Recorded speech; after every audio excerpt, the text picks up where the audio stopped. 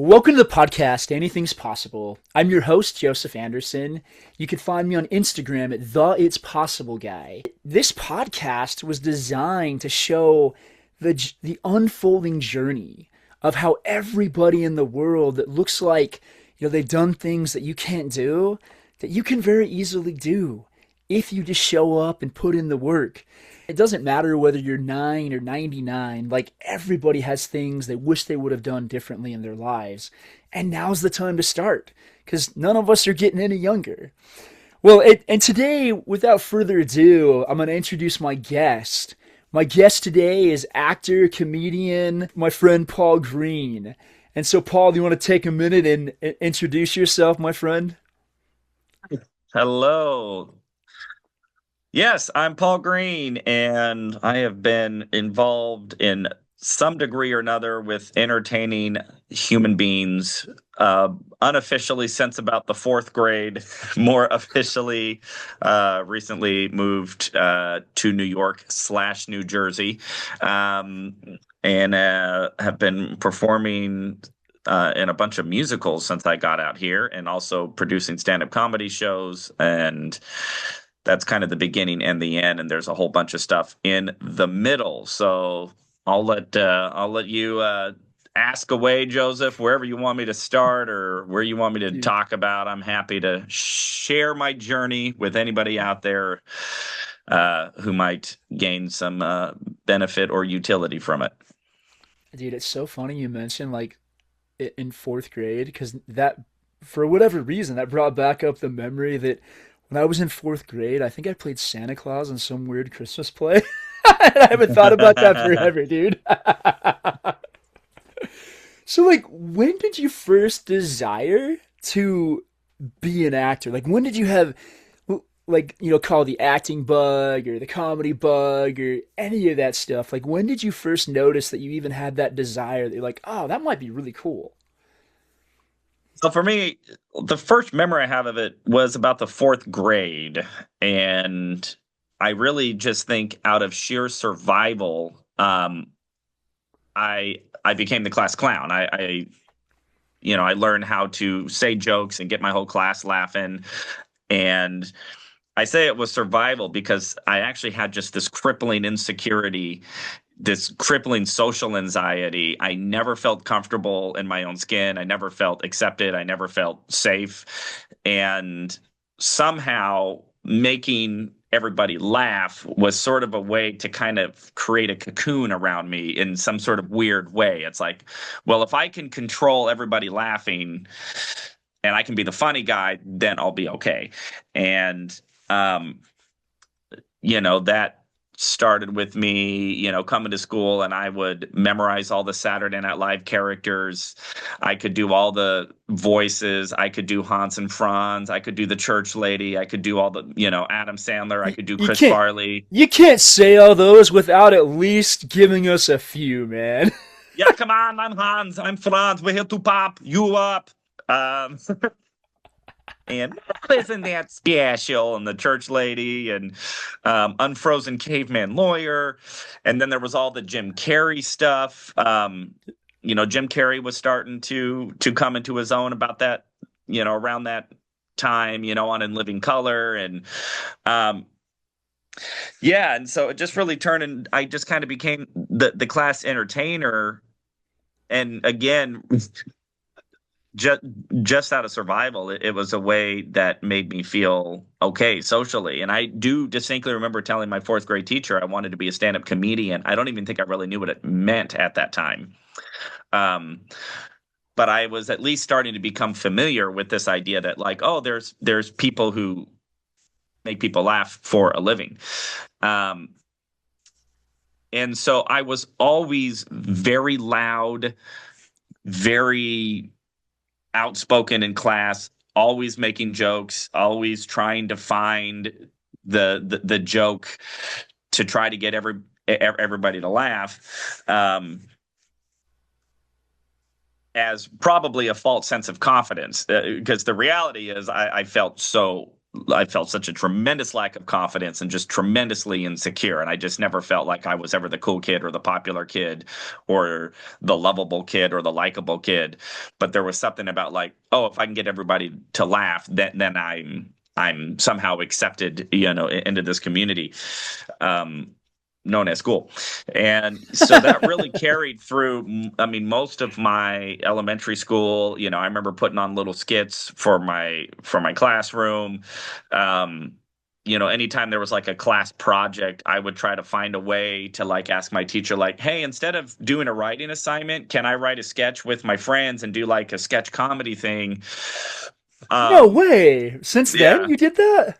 Oh yeah, yeah. Ever since elementary school, and me and my friends would. One of my buddies, my close friend, all throughout my upbringing, my buddy Scott, he and I were really close, and his family got a camcorder, an old camcorder, and I was like, we're making movies, so we would film these little like home movies. Me and my buddy John Milliron, I remember just. His family had a camera. My family was too poor. We would never have a camcorder, but I still remember just filming dumb little videos, at sleepovers and stuff. So it was always something within me that I wanted to try to create comedy and movies and stories and act.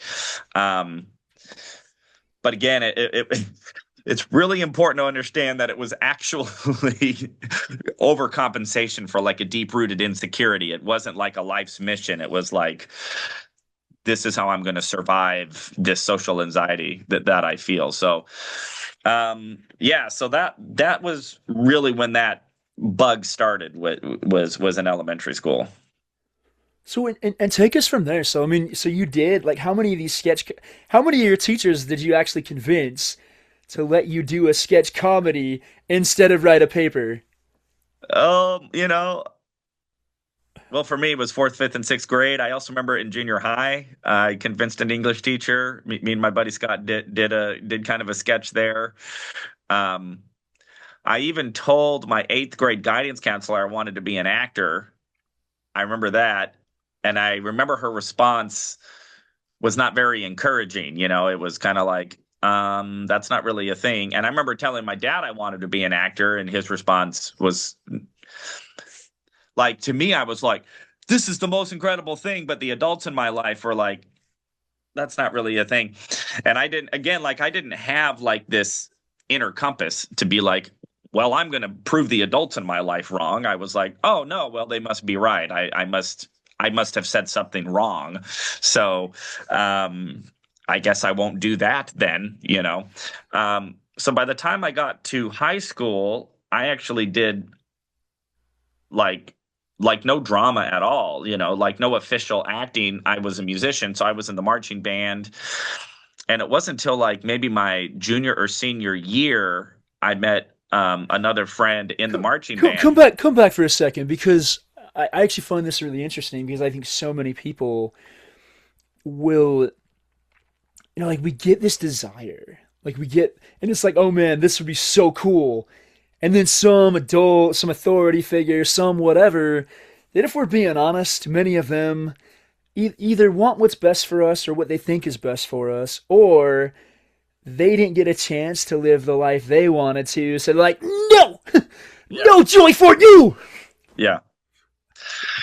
Yeah. I mean, it's really fascinating to, with everything that's happened in my life since, because it ended up finding me later in life, acting in comedy and performing. But um, yeah, it is. I think it's really easy for us to outsource our dreams to other people and say like, hey, like, or seeking that external validation. Like, I know we're not supposed to seek external validation. I needed it desperately, because I didn't have like an inner confidence. I didn't have like an inner sense of like, if anybody tells me I'm not going to do this, I'm going to do it harder. I have that now.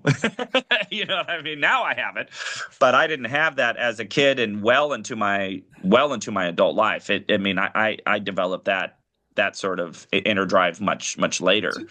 So you're telling me you did not know how to exactly live your life and how your body and all your emotions and everything worked when you were Didn't 10? have it figured out at 10. Didn't What? quite get it done. Come on, there's got to be no. I think 0% of people have it figured out. But I mean, you honestly this brings up a great point. Like if people would just follow what feels really good. There's this show that I love and I quote this all the time, but it's just so powerful. It says, "It feels right, but is it?" Mm, And it's like we feel this amazing feeling, we feel this joy, we feel everything, and then we're also told, like even in the Bible, it says, "Well, you got to honor your father and mother."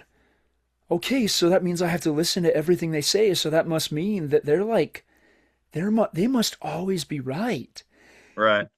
And I love the example from the Bible that even Joseph and Mary that had both seen angels still didn't know weren't okay with what Jesus was doing with his life. Yeah, there you go. So, I mean, if they'd seen angels and they still didn't know what they were doing, what odds does anyone else have that haven't seen angels? Oh man, I mean, yeah, I could really talk hours just about really having to find your own path. And I mean, sure, we're human beings, we're communal, we're tribal, we want to be accepted by the tribe, we want to be accepted by our parents, and I mean, that's how we evolve. I mean, we survive in groups. So to to kind of stand outside of the group and be like, no, I'm different and I'm special is actually it's not natural to do that. That's actually against survival. I'm going to mess this up, but I think I remember hearing some TED Talk guy talk about zebras, and and the fact that they all have stripes makes them all blend in because they all have stripes. But if you have one zebra who was like all white, that would be the one that the lions would cue in on because they could because they could recognize that Yes. zebra that doesn't have stripes like all the other zebras, right? So like one of the challenges is we do live in communities, we do live in families, we do go to school, we have peers, we have coworkers, we have a culture, we have a cultural identity, a political identity, a national identity, like all of these things are very real. And what happens anytime somebody goes like, I'm special, all of a sudden they're not a zebra with stripes anymore. And, like anytime somebody puts themselves on social media, what does that do? It just opens them up for negative comments. You know what I mean? Or, oh, I have a Yeah. dream. Then it's free game for anybody to go, your dream is dumb. You're not talented. Don't quit your day job. And so like, All the things that people tell actors, it's like exactly. you're Oh, not I going to be cannot an tell you how actor. many You're going to times. be you're going to be a waiter that Right. moonlights as an actor or something, right?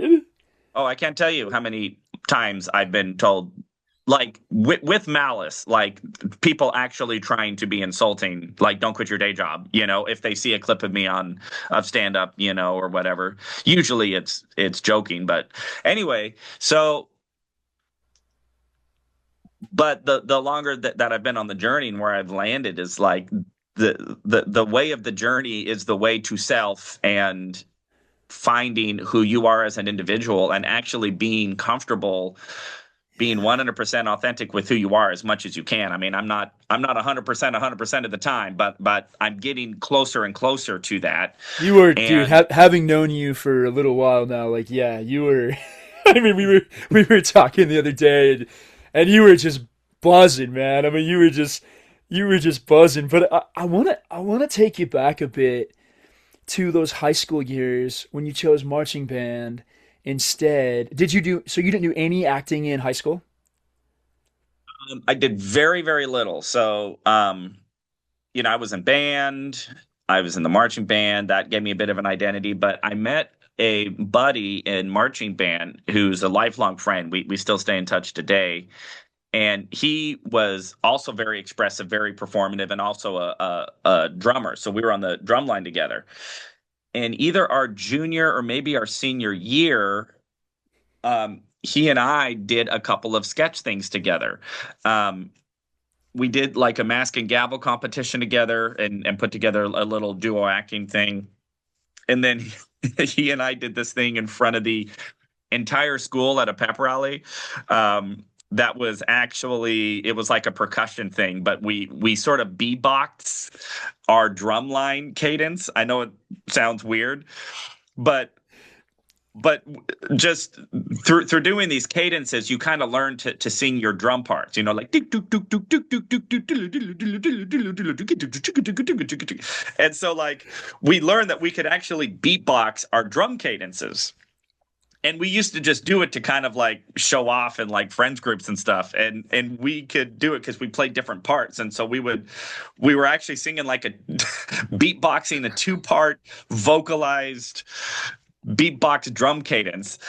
And one day we were like, hey, we should do this for the pep rally. That would be awesome. Not really actually think what would happen. And so we talked to the student body guy who's in charge of pep rallies. He's like, wait, what do you want to do? He's like, well, just show me. And we start doing it for him. He's like, oh, you guys are doing that. So next thing I know, in front of the entire school, it's me and him with 2 microphones in the gymnasium on the basketball court in front of the entire high school, going big book book book big book book book big book big big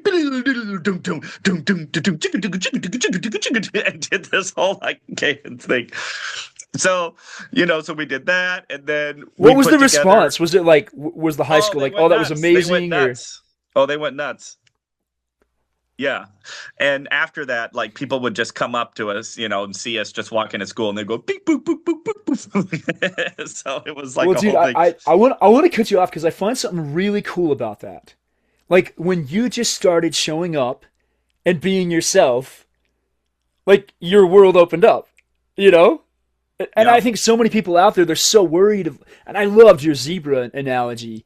There's so many people out there, they're worried about being the white zebra instead of just understanding like, hey, you do your path. You're going to be attacked regardless of whether you go your path or don't go your path. But going your path feels really good. I mean, it feels really good. Well, yeah, I don't know if you ever saw that Jim Carrey commencement speech where he talks about his father and says his father could have been a great comedian, but he took the safe job as an accountant, and then he got fired as the accountant. And Jim Carrey says, I learned that you can fail at what you don't want. So you might as well take a chance at doing what you love. And by the way, like, I kind of feel like there's this idea that like, if you don't want to be a pop star, an actor, a painter, or a novelist, that you don't really have a dream. And it's like, no, there's infinite amount of ways to live a fulfilling life. And maybe a really fulfilling life is like, I really love having a 9-to-5 stable job and then coming home, to a family, and and then I get to go hang out with my family on the to the movies on the weekend. Like there's nothing wrong with the path that is calling to you, and now I happen to have a path, within entertainment, but there's an infinite number of ways to do it. And I know if I could go back to my younger self and go like, Paul, how you're doing it is totally fine. You don't have to follow what anybody else is telling you is the path, because no matter what your dream is, there's going to be somebody out there going like, well, if you want to do your dream, you have to do it this way. And you got to wake up every morning at 6 a.m. and you got to write for 6 hours. And then you got, and it's just like, yeah, maybe, but maybe not, you know what I mean? And it's okay. Like, it's okay. Like, follow to follow your own path and to cut out all of the critics and really get in touch with yourself and go like, what makes me happy, what makes me fulfilled, what's exciting to me, what is calling out to me, and being willing to go for that, despite criticism. I ran into this a lot with stand-up comedy because I felt this pressure to do stand-up comedy. I didn't like it as much as acting, but I felt all this pressure like, well, if you're going to do stand-up comedy, then you got to be writing 3 hours a day, and then you got to be doing 4 open mics a night, and you got to be kissing this ring and doing all of this. And so I was doing it out of this pressure. And I finally just had to go like, where's this pressure coming from? it's all in here. Nobody cares if I'm a stand-up comedian or not. You know what I mean? Like, so why am I putting so much pressure to try to do it this other way that I'm getting pressure, which it's not even, nobody's even talking to me directly. It's just things that I'm hearing. Like I'll hear a famous comedian on a podcast and I'll take it personally because I'm not pursuing my dreams the way that they say it has to be done. You know what I mean? Like, Well, even dude, and the that funny puts pressure on me. yeah, and the funny thing about everybody telling you how it has to be done, like many of those people that are saying how it has to be done have no idea. Well, they don't have an idea for me. Maybe they know it worked for them, Well, and great, more power to you. and you are the only, like as you know, like you're the only person that's ever gonna know what works for you because only you can feel it. It's like, it's almost like a hot cold game. It's like, man, this feels really, really good. It's like, well, yeah, maybe keep going that way.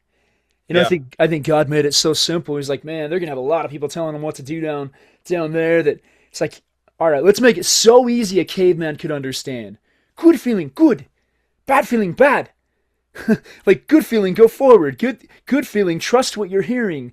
Bad feeling, don't trust it. Don't go forward in this way. You yeah, know? But dude, I want to go to so you were in you had these sketches in marching band or after at the end of your high school years. What yeah, happened then? yeah. So then, I graduated high school. Actually, super quick question because it does keep coming to my mind. When you were in high school and when you were squelching your dream, did you feel it? Like, did you feel it there, or did it kind of just stay dormant for a while? You didn't notice it. Um, I think it was I didn't know what I didn't know. And I Yeah. loved music as well. Like I loved being in a marching band, and marching band is a performance. It's performative. And I was a good musician. I love playing drums. I love playing percussion. Um, but my favorite part was when I was the drum captain and I was head of the drum line was in the stands at the football games. I would get the whole crowd going, and I would call these cadences, and I was like this sort of like cheerleader within the band. It was performance, it was comedy, it was entertainment. Um, and so there was always an element per- of making people laugh, of performing, even as a musician. So now as a That's musician, a as a great point, percussion. man. Like, there's so many different ways to fulfill our dream. And I find it even more interesting that, you just throwing yourself into something else that you enjoyed also led you back out to like, man, I really enjoy this sketch stuff. Yeah. So, but at the time I thought like, well, I'm just going to be a musician. I'll play drums, and, I played jazz and played big band. I went to the community college there in Mesa, which had an incredible jazz program. I went on my Mormon mission, and, was trying to be that guy, and got back from my mission. And then it was, now I need to be this other thing. I need to be a stable family man, and I need to get married, and I need to have a stable career to support a family. And well, music's definitely not that, and comedy's definitely not that. Um, and so I was trying to be that other guy. I got a real estate license and was selling real estate. I got a business degree. It's like I was just really trying to look the part of like that stable um provider, financially stable, righteous Mormon man path. And it just never really worked for me. And not for lack of trying, I never got married. I mean that there's a I always think, Paul, like the more you really, really want to get married, the more that you don't. And the more somebody just wants to go and have a good time and date everybody, they end up yeah, married right away because we're so interested in like, I mean, this is just my theory, but it's like when you just go out and have fun and just have the time of your life. But yeah, I'm with you, man. I could never like I've had a really hard time also getting over, well, you gotta be married, you gotta be this, you gotta be this, you gotta be this. So, like during those, like, so when did you pick back up? Any sort of like, so you were in real estate. Did you do any Yeah. like acting or any other stuff on the sides or? I mean, I was doing real estate, I was doing some gigs here and there as a drummer. I still had a drum set and some jazz bands and, I'd get like some wedding gigs every now and again. And um so then what had happened is I became familiar with the Jesters, which is a short form improv troupe theater in the Mesa, Arizona. They were in Scottsdale at the time, and something just drew me to that art form of improvisational comedy. And I used to go all the time, and I would take dates there. I'd go with my friends there. I was like their biggest fan, and there was something in me that was like, "Oh, you could never do that. These guys are wizards." Um, How'd you even find them? Like, oh, they were just really popular.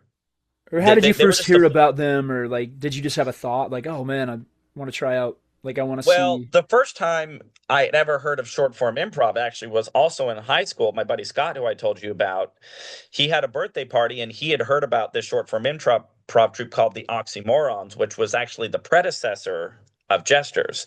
So I had seen them in high school and thought it was the funniest thing I'd ever seen.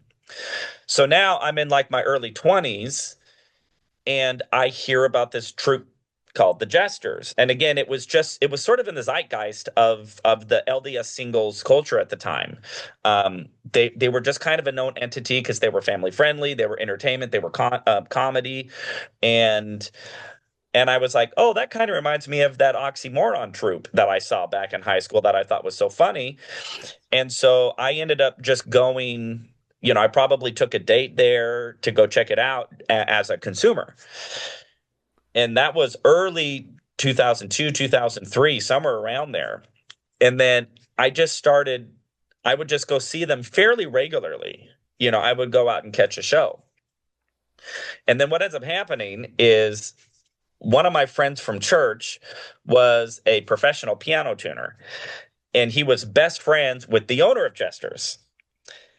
And Jester'z at that time wanted to start exploring doing music improv like they do on Whose Line Is It Anyway? And so they were trying to find like an improv piano player. So my friend Jason, who knew the owner, was like, "Hey, Paul, you should go talk to the owner of Jester'z about being their piano player." And even that, I was so overwhelmed by that and so insecure because I could play piano okay, but I had no improv, like official improv comedy training, definitely no improv piano training. But in my mind, I was like Gestures were celebrities. I mean, you might as well be say like, hey, you're going to go meet Al Pacino. And so I met with the owner of Gestures. This would have been like maybe 2007, 2006, somewhere around there. And he's like, yeah, why don't you just come out to rehearsal, bring your keyboard, and let's see what happens. And so, I lugged my keyboard out to a Gestures rehearsal, and I just thought I had entered into, you know, I mean, it was so overwhelming. And again, I didn't have any inner confidence that I was going to be good at this or that I had a future in this. And I was really only there as a piano player. So we did a couple of rehearsals. It really ended up not going anywhere at that time.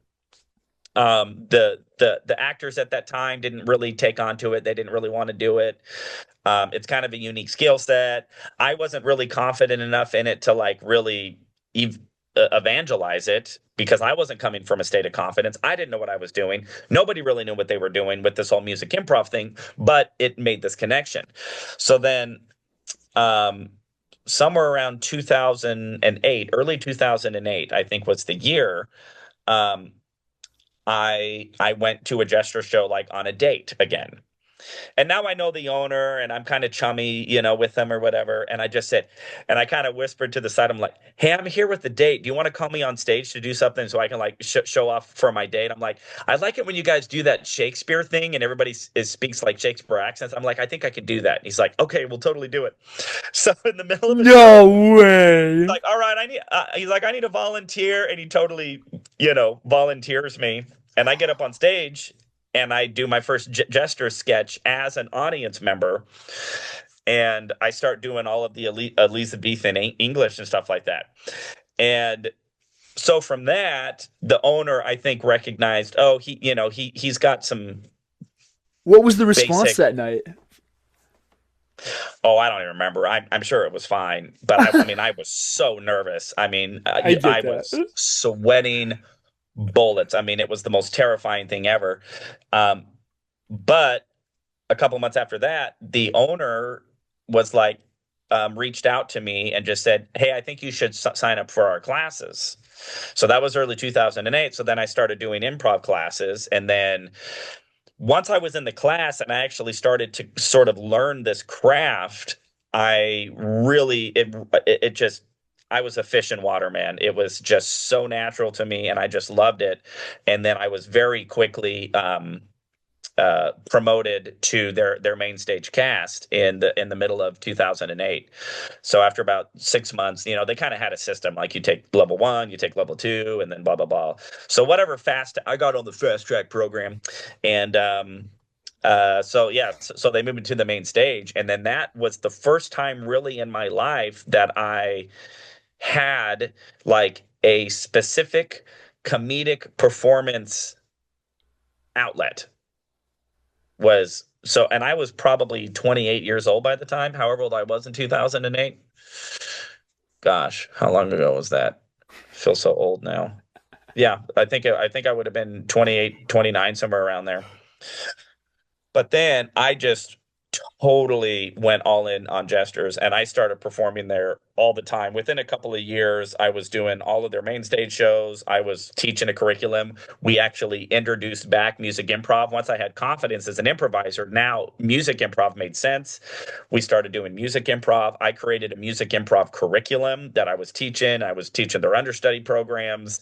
Um, teaching classes for them, doing a ton of like of their corporate gigs, and so that really was like my launch pad to like, oh, I'm kind of funny, I'm pretty good at this, but even then, it never ever occurred to me that this would be anything other than just sort of like, oh, I kind of do this thing. I was still also, while doing that, trying to figure out how to be like a multimillionaire realtor and trying to get married. And there was still a lot of cognitive dissonance with, I do gestures and I'm swimming in water. I go try to do all this other life stuff and it's just nails on a chalkboard for me. And again, it took me years and years and years to get to where I'm at now. But um, yeah, so Jester'z in 2008 was when I really first started doing comedic acting, really. Well, so then, like after that, where did life take you? Oh, so many places, so many places. How long do you have? This is going to be an exercise of what do I summarize and what do I go into depth. Um, So I'll go real brief summary. So I did gestures for about 6, 7 years. In about 2014, I decided to try stand-up comedy for the first time, and I took a stand-up comedy class. Was mortified. Stand-up was not a fish in water for me. Stand-up was really uncomfortable and hard, but something still drew me to it, and I stuck with it. And it was actually my stand-up comedy teacher. I took a stand-up comedy class in Tempe, Arizona, and it was that teacher who, after he saw me do my first stand-up comedy set, he sat me down and he just goes, "What were you doing in Arizona? Why aren't you in New York? Why aren't you in LA?" And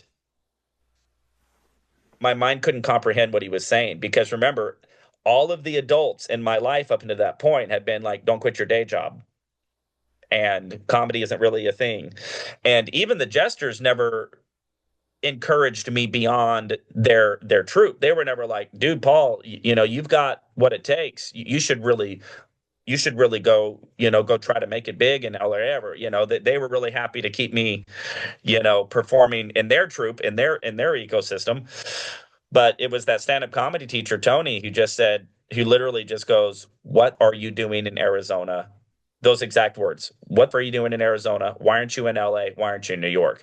Now, ironically enough, fast forward 12 years from there, I have now lived in LA and I'm now living in New York. Um, so yeah, it was so after that conversation with my stand-up comedy teacher, I started pursuing more stand-up and finally decided to do it. So I moved to LA in 2015 and did a bunch of stuff in LA. I did plays, I did improv, I did a ton of stand up, I did a bunch of acting, whatever acting I could get. It was never like major TV or movie roles. It was all like student films and independent films and small theaters and black box theaters. And, because I didn't know anybody, I had no connections, I had no resume, very little official training in, film acting, like TV acting, like all that stuff. It's its own genres. Um, so I did that, and then in 2025, I ended up back in Arizona for a couple of years, and then 2025, I was like, man, New York's calling me, and then I moved out here and found out I have a real knack for musical theater. That's what that is. That's me starring as the old man in A Christmas Story musical. I just got my major award, the notorious leg lamp.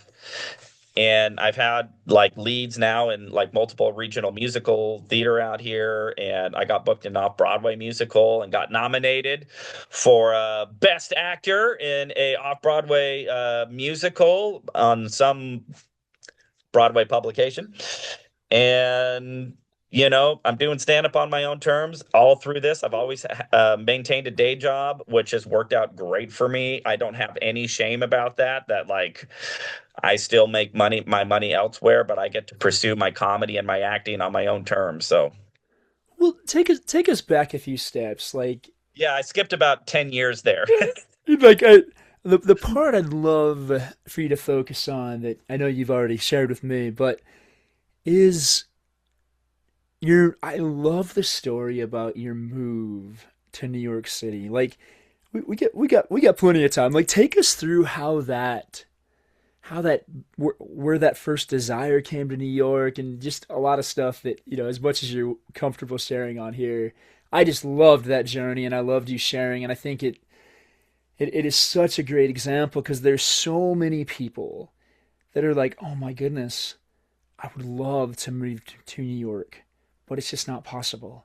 It's too expensive. It's too whatever. I'd love to pursue my dreams, but I'm not, but it's like I'm not getting anything here. And like, yeah, I just want you to, if you're willing to share that story in quite a bit of detail, as much as you're comfortable, because I think it'd be really helpful for people.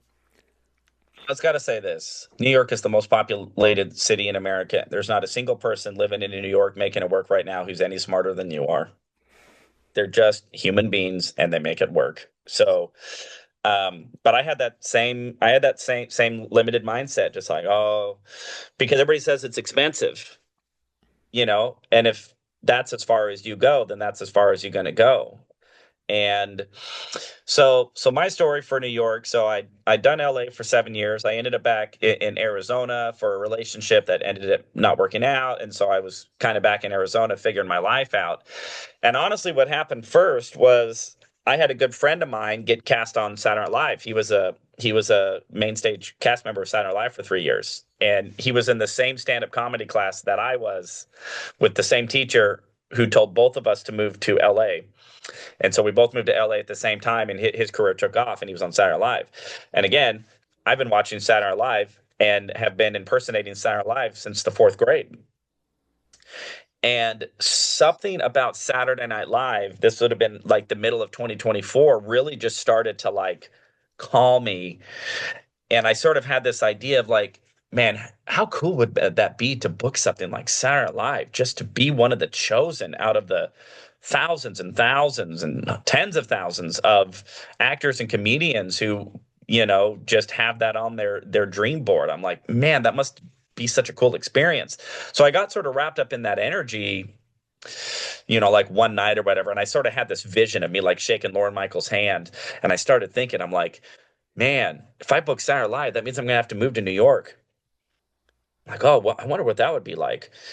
And it just sort of it planted the seed, right, to where I just started thinking about what it would look like to move to New York. Um, so then at the start of 2025, I was in another relationship that ended up not working out, and so like I'm looking at 25, it's like, I don't really have anything tying me to Arizona, and then I just thought, well, when I said I was going to move to LA, everybody said it was expensive, and I figured out how to make it work, and the path opened up, and I made it work. I'm going, is the 15 million people living in New York all smarter than me, all better than me? Are they making more money than me? Like, how are they making it work? Like, this this has this has to be workable because millions of people do it. And so yeah, so I just started researching, like, what does renting a place in New York, look like? What do the apartments actually cost? What does renting a room look like?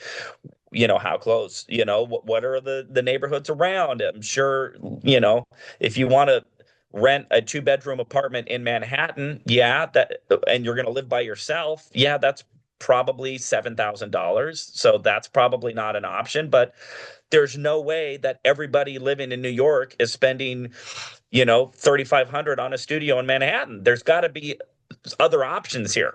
You know what I mean? And so I started researching, and it turns out there's actually quite a few options. And there's people who, have like three bedrooms apartments, but you can rent one of the rooms in the apartments, or people who own houses and you can rent one of the rooms in the house. And like, people make it work. And then I started looking at New Jersey, and I found all of these incredible rooms for rent in New Jersey that are actually closer to Manhattan than a lot of the places in New York I was finding are to Manhattan. And that just opened up all kinds of possibilities. And I ended up finding this woman who had a room for rent in her house. And she said she had a piano in her living room. And she's like, it would be cool to find somebody who played piano. And I was like, oh, I play piano. So I reached out to her. And it just so happened that she was also writing a musical. And I ended up talking to her, and just to reduce the story, she ended up casting me in her independent musical, and I ended up moving in with her for very affordable rent. And I'm super close to New York, and I go to New York all the time, and it's super easy to get to. It's it's like it's worked out. And then as soon as I moved out here, within a week, I booked an off-Broadway musical that just fell in my lap. I booked the lead in a regional theater over in Staten Island, where I played Young Frankenstein, and then I just played the old man in A Christmas Story musical in a theater here in New Jersey that was directed by a gentleman named Stephen Buttrock, who played the swing on Broadway Phantom of the Opera. So he played the Phantom, and he played Raoul for hundreds of performances on Broadway. And his wife, Erin Dilly, is a Tony-nominated Broadway actress. And now I am the old man in the musical that they're directing. You know what I mean? Like, I'm telling you, whatever it is in your head that is telling you you can't do the thing that you want, or that the thing that you want is too hard or too out of reach, I'm telling you, if it's in your heart, it's not. The pathway will open up. Whatever it is that you're telling yourself, just look at it, and it's just a problem to be solved. Like, nothing is insurmountable. Almost nothing is insurmountable. Well, dude, I love, I love the story of your journey because so many people, like, oh man, I'd really love to move to New York, and they just assume that they can't afford it. They don't even take the time to look. They don't even take the time to look for apartments. They don't even take the time to look for all kinds of things. They just simply assume that they can't afford it, and then they just don't move forward. And I think if people would just understand, like you've so beautifully explained, well, like, did you even look? Like, did you even, like, if it's a true desire, like, I think all of us, we kind of have some things like, yeah, that'd be cool, but not like you were saying it though, like, oh, that'd be so cool, right? Like, if there's something that would be so cool for people to be able to do, you at least got to look in the direction, you know? I mean, if you think you want to buy something, you think you might want to buy something, you at least might want to pull it up online and look at it and like sometimes be like, oh wow. And other times be like, oh, that wasn't for me. But yeah, people don't even look, you know, and the crazy part about the story is, you know, you got your housing for as affordable or less than some like normal cities in the country. Not going to tell you what my rent is. And I'm not gonna tell you his rent either, but like it's yes, like there are other cities in the country that yeah, guys, you know, and so I mean I loved that part, and I loved how when you reached out to a lady about a house, she's just like, "Do you play the piano?" Oh, almost like you're being interviewed to see whether you get the house or not. They're like, all right, you know, send us something over. Let's see this. I'm like, oh, okay, huh? I think I have a role for you. Hey, man, the more that I have just trusted my heart and trusted my journey, I'll tell you, I have experienced more miracles, more synchronicities, more divine timing than I ever did when I was actually trying to be what I thought I was supposed to be. Like that, I was just banging my head against the wall trying to be a realtor and trying to be a family man and trying to get married, you know, and all that stuff because it wasn't really me. Now, for the people who that's really them, I think that you'll have those experiences for whatever's really in your heart, you know, whoever you truly are. And you had kind of mentioned something at the beginning. It's like, yeah, the harder you try to get married, the more you don't get married. You know what I mean? And there really is something to that. There is just something to, I mean, there's always going to be work involved in anything that is a pursuit worth pursuing. You know, otherwise it's like, other than consuming, right? Like people say, well, what feels good is consuming, you know, like I just want to watch Netflix all day or drink and do drugs all day. It's like, yeah, that's not really, is that what you really want? Sure, that feels good, you know what I mean? But it's like, when when it's the calling that you know that you can also put benefit into the world, like having a strong family benefits the world greatly. Being a really talented architect benefits the world. Being really good at your job benefits the world. You know what I mean? And what I've learned, and I've heard this before, but I never really knew it until I experienced, is if you're on the right path, yes, there's a lot of work involved and it doesn't feel like work. And next thing you'll know, you'll be working for hours and hours and hours and hours. And you'll go, oh my gosh, like when I did this musical, it was a ton of work. I had to rehearse. I went to rehearsal every single night and I had to memorize a ton of lines and I had to memorize a lot of songs and I had to learn a lot of really hard, complicated melodies. And there's a big dance number and I had to learn choreography, which is not my favorite thing. I loved going to those rehearsals. I loved memorizing lines. It's part of the job, but it didn't feel like work. And I couldn't wait to go rehearsal, wait to go to rehearsal, you know. And even my day job, I have a day job in software. I absolutely love it. I'm not like, I gotta go do this job just to blah, blah, you know what I mean? Like I'm just learning more and more like if you are actually doing your talent and the gifts that you have and it can still be selfishly motivated. Like I'm very selfishly motivated. Like this isn't some altruistic throw yourself on the altar of sacrifice and everything you need to do needs to be of service of some greater purpose. It's like, no, I'm actually being the most selfish I've ever been in my life. And I feel like I've been benefited more people by me being, you know, working hard at software and going for my craft and dreams and doing this musical and entertaining, you know, we probably had five, 600 people come out, you know, to see this. All of the people I worked with were such incredible experiences. It was a ton of work and not a single minute of it felt like I was working. You know, there's quite a few things in there, man. But there was one I was Right? thinking of, How's like, that for some worldview? Well, I think what you've just shared is how it works.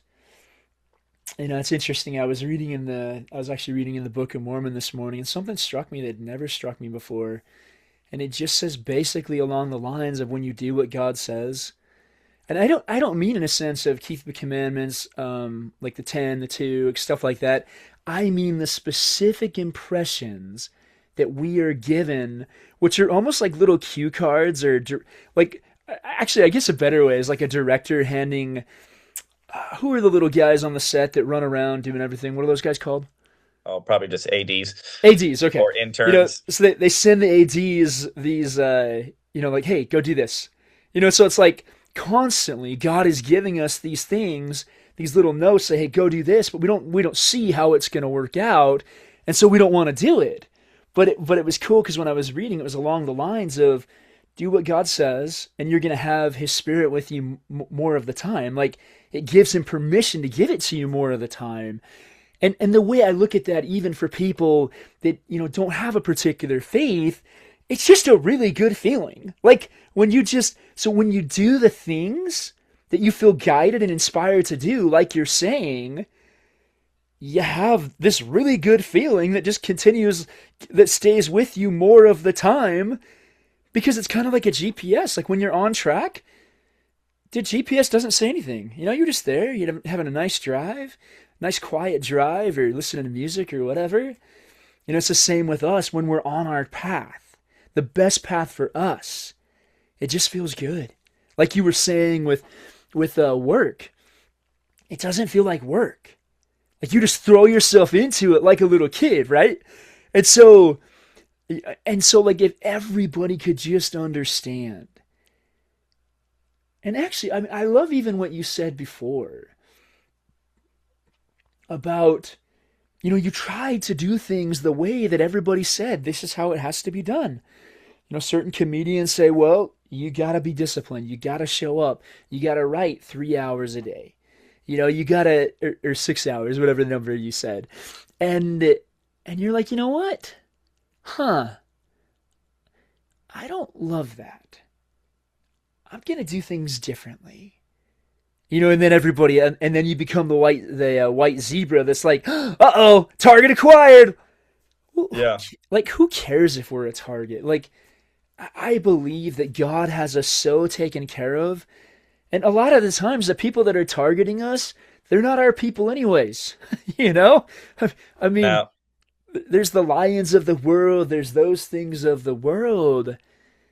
But dude, I mean, honestly, having known you for quite some time, like, I have never seen you happier.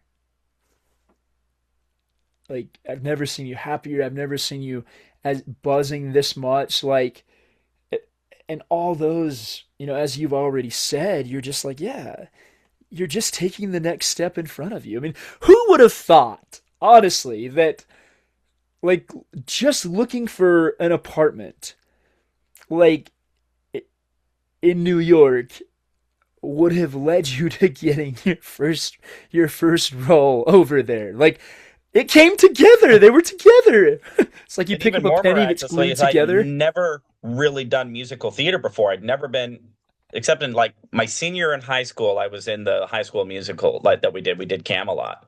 Now I had done music, I had done theater, I had done improv, I had done music improv, but I had never actually just been in a musical.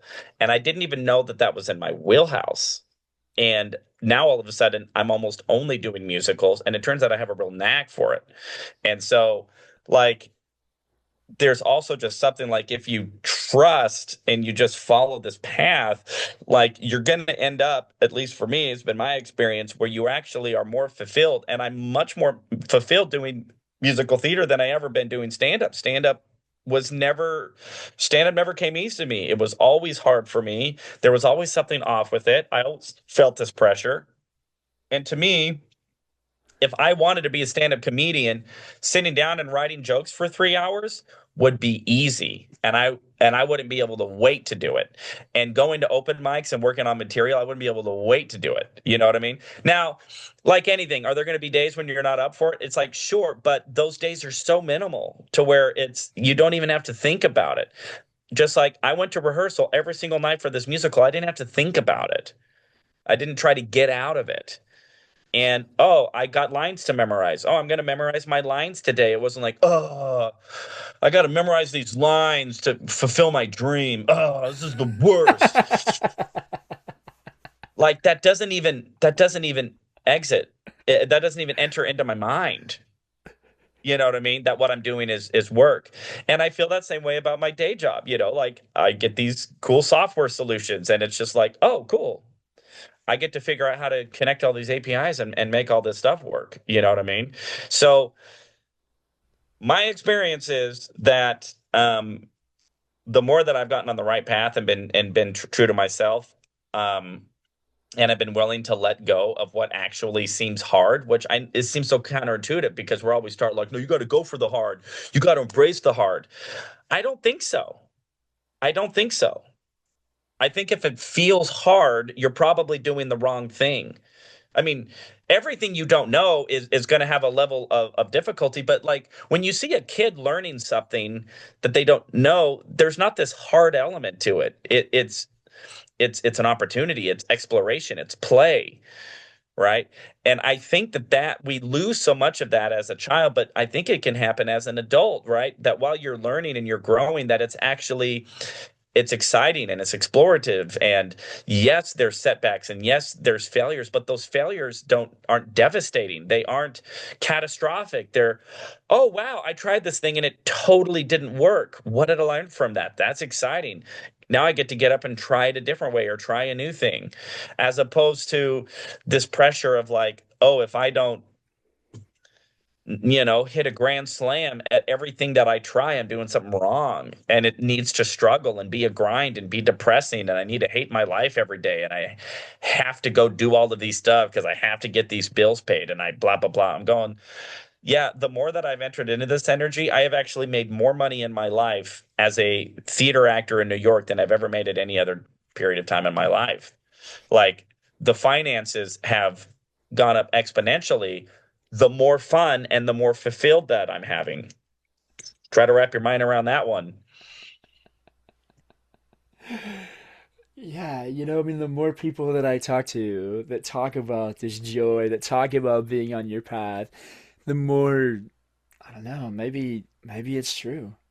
I mean, it is Hey, true. I'm not here to speak for anybody else. I'm just sharing my story. And if my story resonates, great. If you want to look at me and look at all the reasons why your story is different and why that's not the case for you, hey, more power to you. I'm not here to tell anybody that I have all the answers, but it's No, dude. I sure mean, been an it sounds like incredible you journey. definitely. It sounds like you've definitely found a lot of answers. That's for sure. And I mean, Answers for me. well, and I really do believe the more that we just trust, and it's interesting because you brought up the hard work thing, right? And it's like absolutely, there's something about showing up and putting in the time. But yeah, like when you're not so like you don't feel that pressure, like it's just fun. Like when I show up and learn, like say, hey, I'm gonna spend this much time learning a song on the guitar, is different than, oh, I have to learn this little section by this time, because then you're like, I'm not getting it, and then you start freaking out, you start annoyed, and instead of just showing up and okay, I've got lines to memorize. Yeah, memorize the lines, like you were saying, and Yeah. so, man, it's so beautifully said, dude. I just wanna ask you, one, what's a dream that you have right now that you're currently taking little steps towards? So debt free, being debt free, which I'm on a trajectory to be debt free by June. I've never not had debt since probably, yeah, probably since I got my first car when I was like, after my mission, I took out a car loan, and then it was like car loans, student loans, consumer debt, you know, to some degree or another. And then it was the next car, and then it was the next car, always having a car loan, student debt, consumer debt.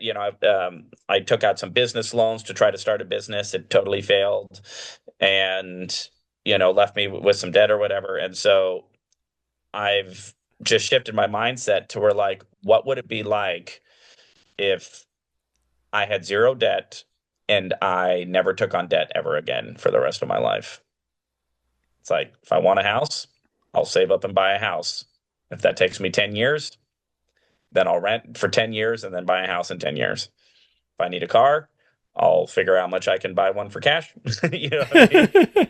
And so that's what I'm playing with right now as a dream. And there still is something in my dream psyche that wants to experience booking like a big break type of role, like a Saturday Night Live or something to that equivalent that um I've gotten a lot more loose on specifically what it has to be or what it has to look like, but I know what it feels like. And I'm really just opening myself up to what that would look like. And I do have a dream to end up on Saturday Night Live in some form or another. That's still in my ether, in the ether somewhere, whether that means I host it somehow or maybe I just end up booking it, like who knows. But there's something about that show. I mean, that was the carrot on the stick that brought me out to New York. And I've also totally accepted the fact that maybe that's all it was supposed to do, was just to get me to New York, because I wouldn't trade this experience for anything. Um, but maybe, who knows? Maybe it actually will just be the carrot as well with no stick.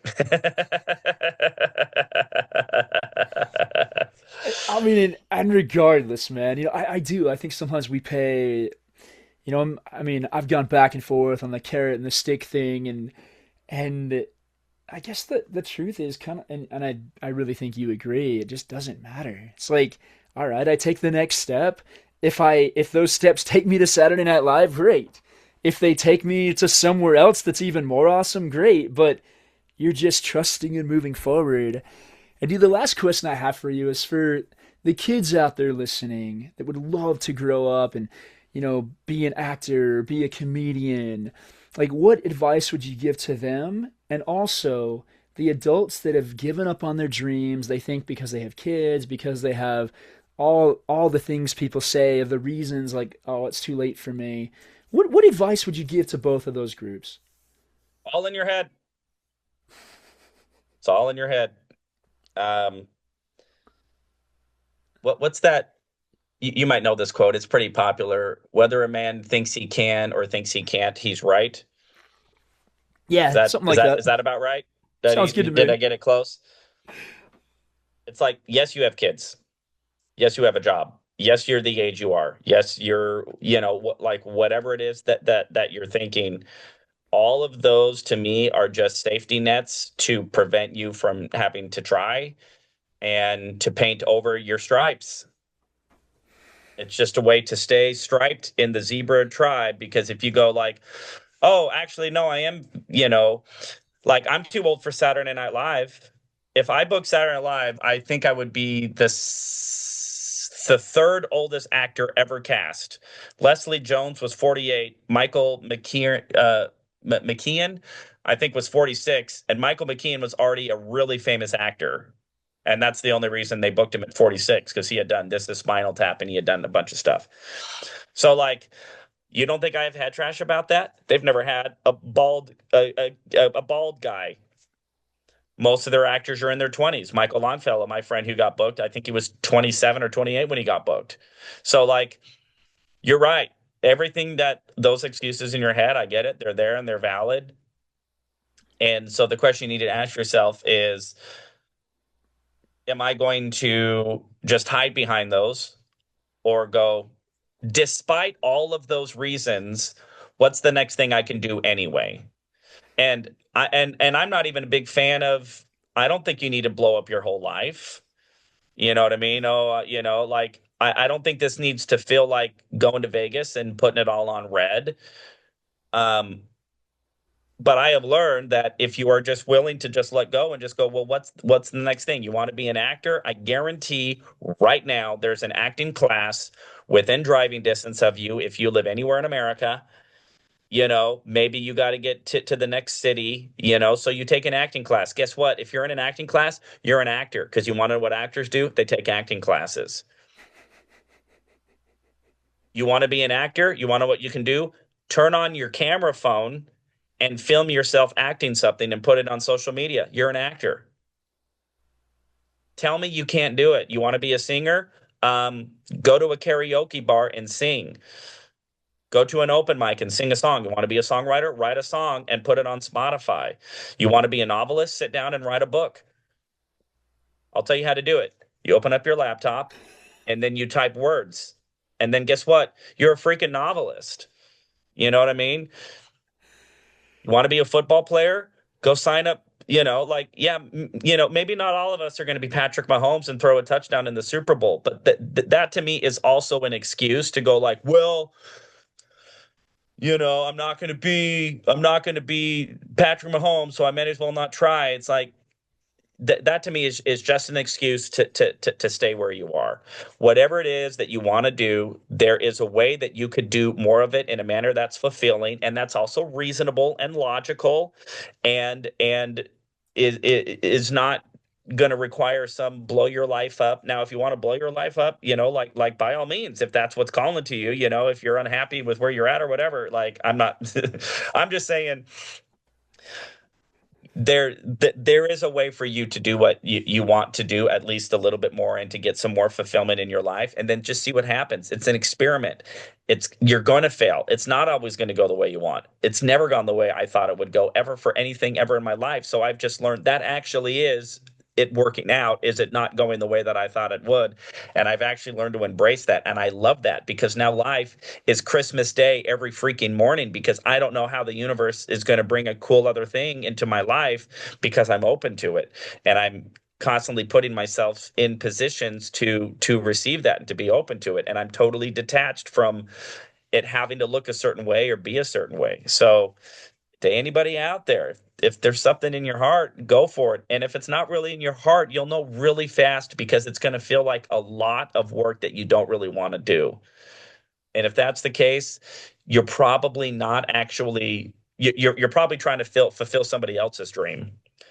You're maybe trying to fulfill Taylor Swift's dream instead of your individual dream. It's like, oh man, I want to be a pop star, but I have to write all this music. Then that's not your dream.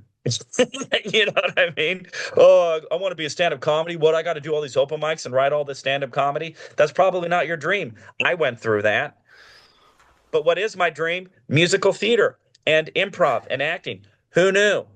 I didn't until I tried it and I experimented, and then all of these incredible things started happening. That's a very long rant. Hopefully, that's helpful and not condescending. I thought that rant was beautiful, man. I really did. And something came to me as you were talking, and you had kind of said this before, but like if we're going down a path, even if we're working towards something and it doesn't feel right, maybe there's a better way to get the path. Maybe there's a Quitting different is path. beautiful. We also have this like stick to it culture. I'm like telling you, Say that again before, like it seemed like it cut I'm like out. quitting is an option. And I think American culture has this stick to it culture that like, man, you just got to stick to it, even if it sucks, even if it's this. I'm going like, or maybe you're doing the wrong thing. Dude, I mean, You know what I mean? I had an experience where I was about to change and shift to careers. And then there was a day that I knew, like, and it felt awful the entire time. And then there was a day that I absolutely knew no. And yeah, like I was proud of myself for quitting immediately. I got this job once about 3 years ago, and it was like a sales job, and I thought it was going to be great. 2 weeks in, I'm just like, nope. And I quit, and like, no shame. Like, I don't know what it is about American culture that we've trained ourselves that like life has to suck, and that's how you know you're doing it right. It's Dude, so backwards. It is so backwards to me. And I mean, how many people go to law school and hate it, but it's like, well, it's what I got to do. Or, they end in law school or dental school or, like whatever it is. And I'm going like, and I get it because then there's probably family pressure, there's cultural pressure, there's student loans, there's all of the things. And I've been through all of that. And I'm just telling you, if it sucks that bad, quitting is quit. quitting can be the greatest thing. I am gonna ask you one more question though, because you brought it up. What do you recommend people do about family pressure, cultural pressure, just pressure? Oh man, all I gotta say is I get it, and I felt so much of that in my life, so much of that. The way I was raised religiously, culturally, um, you know, and all I can say is there's going to need to come a time we're going to need to decide, am I going to live for everybody else, am I going to live, or am I going to live for myself? And yes, you may lose friends, and yes, you may tick off some family members. And here's the thing: anybody in your life right now who is not completely excited when you find your mission in your path is not your tribe. And I get it that we may not get to choose the tribe that we're born into or that we're raised in, but if you have any autonomy whatsoever, you get to choose who you hang out with, and you get to choose whose phone calls you take and whose phone numbers you block and who you give a voice to. And I've had to cut off really good friends of mine because um, I'll tell you this, I'm not gonna drop a name, but I had a friend who was a comedian who I thought was on my team. When I called him and said I was moving to New York, was he excited for me? Did he encourage me? He went, "Oh, I wouldn't do that. I wouldn't do that. No, I'd maybe move to a smaller market first." And just I'm like, "What the heck?" I'm like, and it was really hard for me because, I value friendship and I value loyalty. I think it was Jordan Peterson said, he's like, you found a good friend when you found the people you can tell good news to. And what's fascinating, ask yourself this: how many people in your life right now, if you really had some really good fortune, do you feel you could call up and tell them and they would be excited for you? Or would you go, "Oh, I can't call Joe." Not you, Joe. I'm using Joe as a generic. Yeah, yeah. If I call them, they're going to be like, "Oh, well, look at you." And they're going to feel a certain way about it. Not your tribe, not your people. Find your people who are like, I've had, I have had more good fortune this year than any other period in time of my life. And I have very quickly found out the people who are thrilled to death for me. And when I call them and tell them this good fortune, they light up and I can celebrate. And I have learned the people that I can't do that with. And if you can't tell people good news, they're not your people. And you get to choose your tribe. You get to choose your tribe.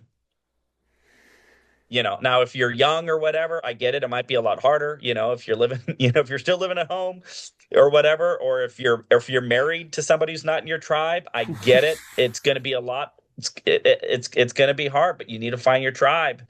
And if whether that means that, well, on Wednesday nights, I call this friend or whatever because I know this friend is in my tribe. Find your tribe, and they're out there. And so many of the prisons that I find that we live in, we volunteered for, and we willingly stay in them for whatever reason. And Have you, I have volunteered to many a prison sentences in my life.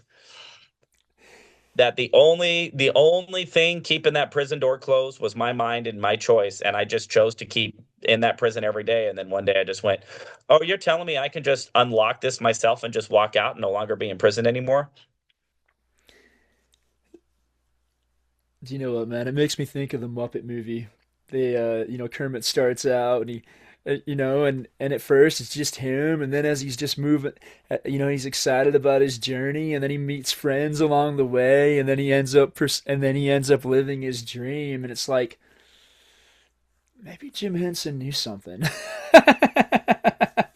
Maybe a lot of these guys knew something. Well, dude, we got to wrap up there, but Paul, go ahead and tell people how they can connect with you if you'd like to. Sure. I'm on social media at Paul Green Comedy. Paul Green Comedy. You can find me on anywhere you do social media at Paul Green Comedy. Um, feel free to reach out. If there's anything I can do to help support, you got any questions, drop me a DM, whatever. Happy to help and support anybody on this journey called life. Well, thanks so much, Paul. This has been such a privilege. I appreciate it, man. You bet, buddy.